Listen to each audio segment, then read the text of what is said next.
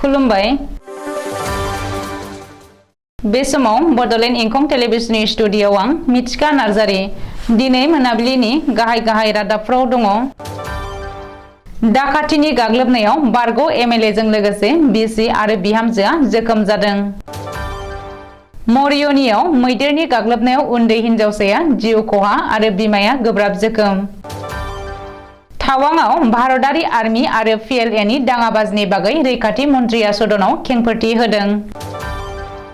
बिटिसिनि सोलोंथाइ बिफाना doctor Shabha Brahma music and fine arts कलेजनि थासारिखौ सुलाद लाहैदों। अदालगुरिनि डिमाकुसियाव बडलेण्ड साहा आबादारिफोरनि रुफाथि मायथाइ फालिथाय आरो 5थि 3 बोसोरारि जथुमाया जागायबाय। बाक्सा मसलपुरनि 15 बोसोर बैसोनि सन्जय बर'आ गोमानानै दङ। दिल्ली आइजी इन्टारनेशनेल आरो डमेस्टिक बिरखं गाथोनाव 3.5 घन्टा सिगाङावनो सौहैनो इन्डिग' एयारलाइन्सनि बिथोन जारि। दिल्लीयाव साइबार क्राइम सासेनि एकाउन्टनिफ्राय 50 लाख रां खावदों। दानिया फैदो आबुं रादाबाव।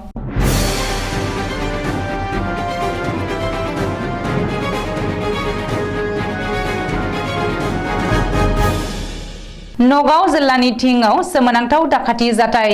बारग' एमएलएनि न'आव सिखावफोरनि मोनसे हानजाया डाकाति खालामदों। मिथिनो हानाय बायदिब्ला थिं बिधान सभा बियाबनि बारग' एमएलए मुबारक आली पाटाननि न'आव थांनाय हराव डाकाति जादों। सिनायमोनि डाकाति हानजाया बारग' एमएलए मुबारक आली पाटानजों लोगोसे बिनि बिसि आरो बिहामजोखौ गाग्लोबनानै लुथिनानै लांदों। सुलुङाव फोरमायथिनाय बायदिब्ला डाकातिफोरनि गाग्लोबनायाव बारग' एमएलए मुबारक आली पाटाना गोब्राब जोखोम जायो। बबेखानि मुबारक आली पाटाननि बिसि वाहिदा बेगम आरो बिहामजोजों रश्मि बेगमाबो डाकातिनि गाग्लोबनायाव जोखोम जादों होननानै मिथिनो हादों। उननि समाव बिसोर साथामखौबो हुस गैयै हालोदाव बोखांनानै नगावनि गंसे प्राइभेट हस्पिटालाव थिसननाय जायो आरो बिसोर साथामखौबो गोब्राब हालोदाव आइसिइउआव थिसननाय जायो होननानै खौरां मोन्दों। मरियनीआव लान्थ्रियै सोलिगासिनो दङ हाग्रानि मैदेरनि उदखार। आदार नागिरनानै ओंखारबोनाय मैदेर फालोनिफ्राय गावस्रानाय मासे दान्थाल मैदेरा दिनैबो मरियनी बिजयपुराव उदखार खालामदों। दिनै फुङाव हाग्रानि मैदेरनि गाग्लोबनायाव बरसा गगৈ मुंनि सासे उन्दै हिनजावसाया जिउ गोमादों। मैदेरनि गाग्लोबनायाव गोब्राब जोखोम जानाय बरसा गगैखौ जरहाट मेडिकेल कलेज देहा फाहामसालियाव लाबोदोंमोनब्लाबो डाक्टारा थैबाय होननानै फोसावो। रिपर्ट बायदिब्ला मैदेरनि गाग्लोबनायाव बरसा गगैनि बिमा लक्ष्मीबाई गगैयाबो गोब्राब जोखोम जादों। लक्ष्मीबाई गगैखौबो जरहाट मेडिकेल कलेज देहा फाहामसालियाव फाहामथाय होगासिनो दङ। मैदेरनि गाग्लोबनायाव जिउ गोमानाय उन्दै हिनजावसा बरसा गगैया मरियनी जंखल ब्लक गोजौ फरायसालियाव 9 थाखोनि फरायसुलिमोन। बबेखानि मैदेर फैनायनि खौरां मोननाय लोगो लोगो बिफा गैजायै बरसा गगैया बिमा आरो फंबायजों लोगोसे न'निफ्राय ओंखारनानै रैखाथि गोनां जायगायाव थांनो लानाय समाव न'निफ्राय लामायावनो हाग्रानि मैदेरा गाग्लोबो, जेराव बरसा गगैया जायगायावनो जिउ गोमायो आरो बिमा लक्ष्मीबाई गगैया गोब्राब जोखोम जायो। बे जाथायनि उनावबो हाग्रा बिफाना जाथायसालियाव थाङाखै आरो हाग्रानि मैदेरखौबो दबथायनायाव हाग्रा बिफाना फेलें जादों होननानैबो अजद होदों ओनसोलनि सुबुंफोरा। अरुणाचल प्रदेशनि टावांआव भारत आरो चीननि गेजेराव सिमनायारि दाङाबाजि जानायनि बागै रैखाथि मन्थ्रि राजनाथ सिंहआ दिनै सदनाव खेंफोरथि होदों।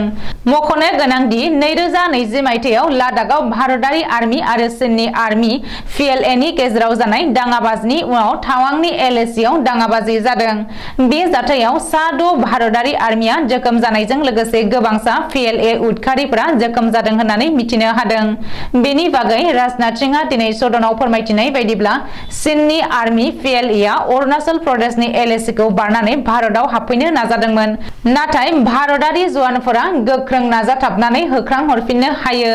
बे दाङाबाजियाव सासेबो भारतारि आर्मीआ जिउ गोमायाखै, नाथाय गोबांसा PLAआ जोखोम जादों आरो भारतनि हाखौ नागारनानै खारलांफिननो गोनां जादों।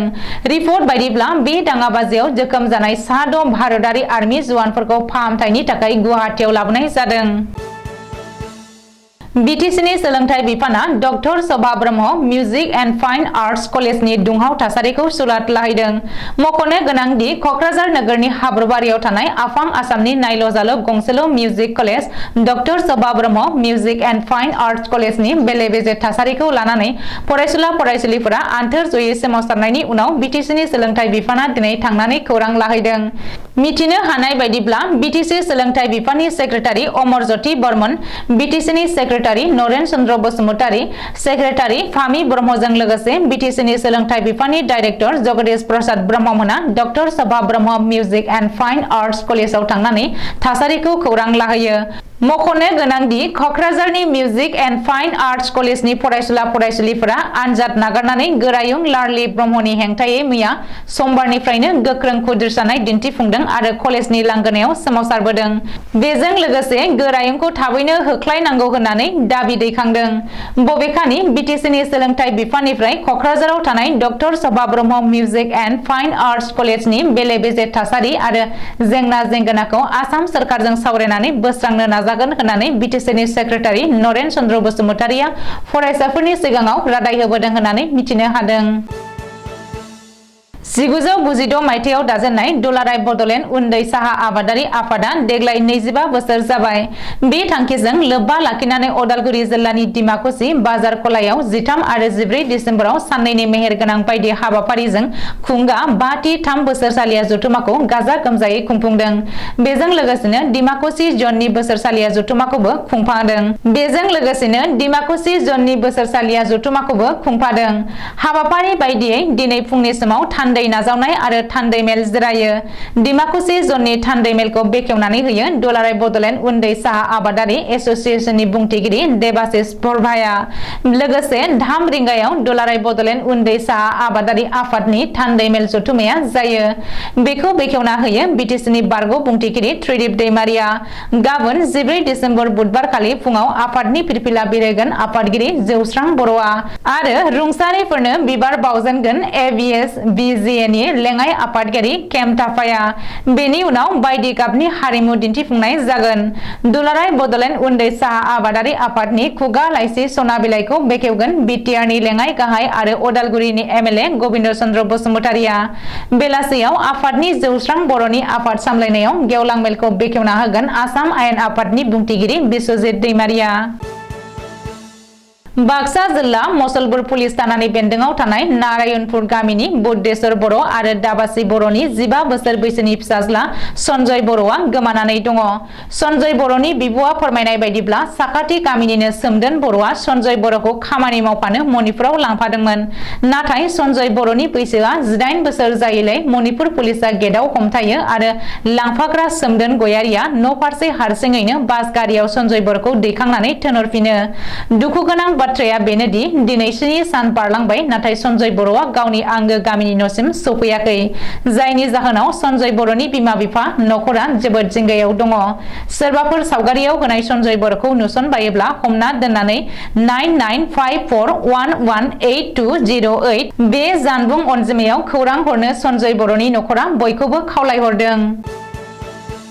दिल्ली इन्दिरा गान्धी इन्टारनेशनेल बिरखं गाथोन आरो डमेस्टिक बिरखं गाथोनाव जायफोर हान्थियारिफोरा इन्डिग' एयारलाइन्सजों हान्थिगोन बिसोरो इन्डिग' टेक अफनि 3.5 घन्टा सिगाङावनो सौहैग्रोनांगोन होननानै इन्डिग' एयारलाइन्सआ बिथोन जारि खालामदों।